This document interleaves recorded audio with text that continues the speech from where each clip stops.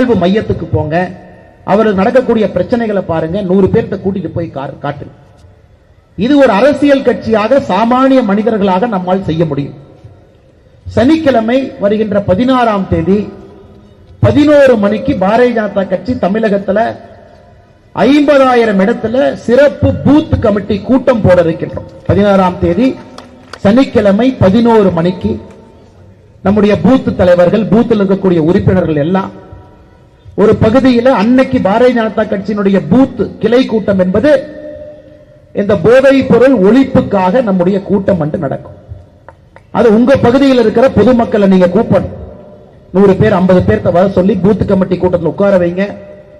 பாரதிய ஜனதா கட்சியினுடைய கொள்கையை சொல்லுங்க. எதற்காக டாஸ்மார்க்கை மூட வேண்டும் என்று நாம் சொல்லுகின்றோம்? ஐயா, ஒரு பக்கம் நீங்க டாஸ்மார்க்கை திறந்து வச்சுக்கிட்டு இன்னொரு பக்கம் போலீஸ்காரங்களுடைய கையை கட்டி போட்டுட்டீங்கன்னா